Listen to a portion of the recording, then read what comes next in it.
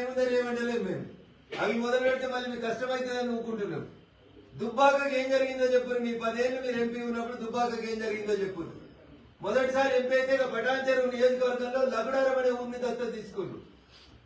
రెండోసారి ఎంపీ అయిన తర్వాత దుబ్బాక నియోజకవర్గంలో ఒక ఊరిని ఆదర్శ సాంసద్ గ్రామ యోజన కింద ఒక గ్రామాన్ని దత్తత తీసుకొని పనిచేసిందో చెప్పురు. మీ 10 ఏళ్ళ ఎంపీ పాలనలో ఏమొచ్చినాయి 10 ఏళ్లలో చెప్పురు.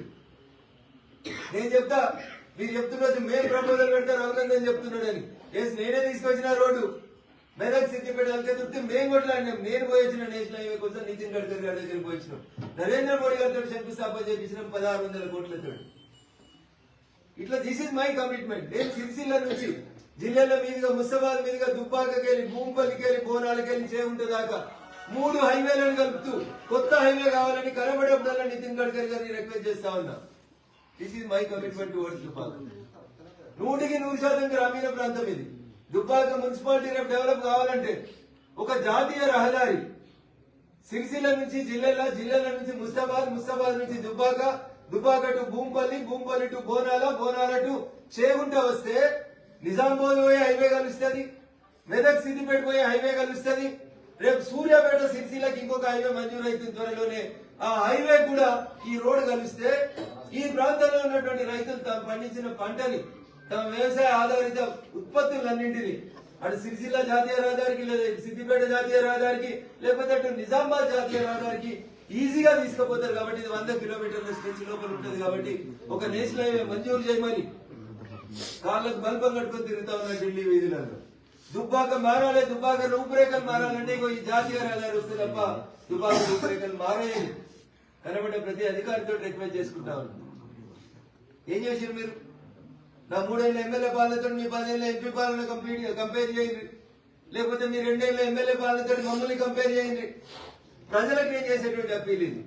నేను వ్యక్తుల గురించి మాట్లాడదలుచుకోలేదు. ప్రజలే ఆలోచించాలి. 10 ఏళ్ల వల్ల ఎంపీ కేటగిరీలో 3 ఏళ్ల రఘునందన్ రావు ఎమ్మెల్యేల దుబ్బాకకి ఏం జరిగిందనేది ఒకసారి ఆలోచించుంది.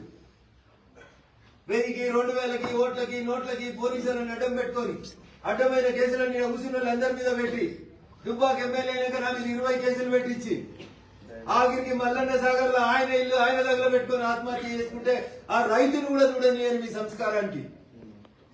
పొరపాటున బీఆర్ఎస్ కౌన్సిలర్లు గెలిస్తే లాస్ట్ టర్మ్ లో బీఆర్ఎస్ కౌన్సిలర్లు దుబ్బాకలు చేసిన అభివృద్ధి ఒకసారి ఆలోచించాలి ప్రజలు. వాళ్ళు ఎట్లా పెరిగిండ్రు, దుబ్బాక ఎట్లా గతమైంది ఒకసారి ఆలోచించుండ్రు. పొరపాటున మళ్ళీ బీఆర్ఎస్ పార్టీ కోటేస్తే ఎమ్మెల్యే ఉన్నాడనైతే ఎమ్మెల్యే పోయి పట్టణంలో వ్యాపారం చేసుకుంటున్నాడు. పేపర్లలో రోజుకో వార్త వస్తుంది. ఆడ రియల్ ఎస్టేట్ కుంభకోణం వచ్చిన ఆడ మన ఎమ్మెల్యే గారి పేరు కనబడుతుంది.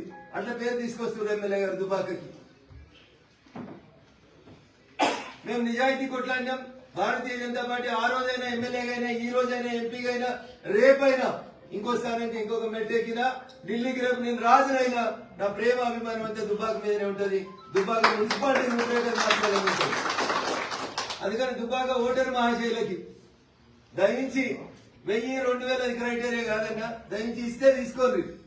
పైసలు ఎక్కువైన వాళ్ళు, పట్నంలో భూములు కబ్జాలు చేసిన వాళ్ళు, రియల్ ఎస్టేట్ పేరు మీద పైసలు సంపాదించిన వాళ్ళు ఆడ దోచి ఈడ ఓట్లు వస్తే దయించి వాళ్ళకి సరైన రీతిలో బుద్ధి చెప్పకపోతే దుబ్బాక మున్సిపాలిటీ మళ్ళీ ఒక 5 ఏళ్ళు వెనుకపోతుంది. ఇది నా కోపం కాదు, ఇది నా ఆవేదన. కడుపు కాలినటువంటి ఒక దుబ్బాక నియోజకవర్గ బిడ్డగా మాట్లాడుతున్నాను నేను. అందుకని దయించి దుబ్బాక మున్సిపల్ ఓటర్ మహాశయులారా ఆలోచించండి.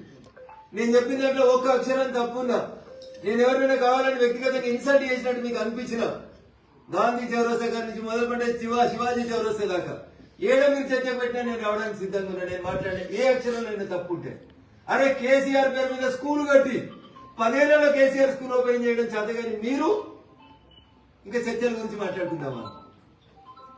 ఏం చేసిర్రు? కఠినంగా ఓపెన్ చేయడానికి నొప్పైంది మీకు. 2 ఏళ్ళు ఎందుకు ఖాళీ పెట్టిరు స్కూలు? ఓపెన్ చేసి శిలాబల్కం వేస్తే రఘునందన్ అనేటువంటి పేరు రాయాల్సి వస్తుందని ఉత్తగా కొబ్బరికాయ కొట్టి 10 కోట్ల స్కూల్ ని నాశనం చేసింది మీరు.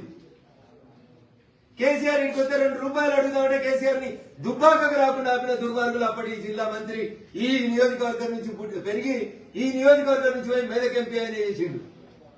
దుబ్బాకకు పట్టిన అరిష్టం, దుబ్బాకకు పట్టిన ఇబ్బంది ఏదైనా ఉందంటే అది గత 10 సంవత్సరాల పాలకులు తప్ప ఇంకొకటి కాదు. అందుకని పొరపాటున కూడా టీఆర్ఎస్ కౌన్సిలర్లు మళ్ళీ ఎవరైనా పోటీ చేస్తే ఆలోచించుండ్రి. వాళ్ళు పోటీ చేసేటంటే ముందు కౌన్సిలర్ అయ్యేటంటే ముందు ఎట్లుండ్రి, కౌన్సిలర్ అయినాక ఎట్లయినా ఒకసారి ఆలోచించుండ్రి. మీ ముంగట్లే తిరిగిరు, మీ ముందే ఉన్నారు. 5 ఏళ్ల వాళ్ళ ప్రవర్తన ఏందో ఒకసారి ఆలోచించుకోరు. నేను ఎమ్మెల్యే గెలిచినాక ఇక్కడ కూర్చున్న మా నాయకులందరి మీద కేసులు పెట్టినా మేము ఎన్నడూ మర్యాద తప్పలేదు, మాట తప్పలేదు. పొద్దున్న లేసే దుబ్బాక క్యాంప్ ఆఫీస్నే ఇల్లు అనుకొని బతికినాం తప్ప మేము బయటికి తిరగలేదు. మీలాగా రియల్ ఎస్టేట్ చేసుకోలేదు. పబ్బులు క్లబ్లు కావాలని అడగలేదు.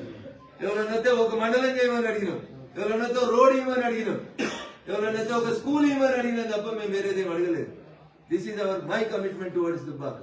అందుకని ఒకసారి నరేంద్ర మోడీ గారి ఆలోచన విధానాన్ని భారతీయ జనతా పార్టీని దృష్టిలో ఉంచుకొని భారతీయ జనతా పార్టీ బీఫామ్ మీద పోటీ చేసేటువంటి మా యువ నాయకత్వం మొత్తాన్ని కూడా దయించి ఆశీర్వదించాలని, ఒక 5 సంవత్సరాలు దుబ్బాక మున్సిపల్ చైర్మన్ భారతీయ జనతా పార్టీకి ఇచ్చి, రఘునందన్ నువ్వు చెప్పినావు కదా ఏమైంది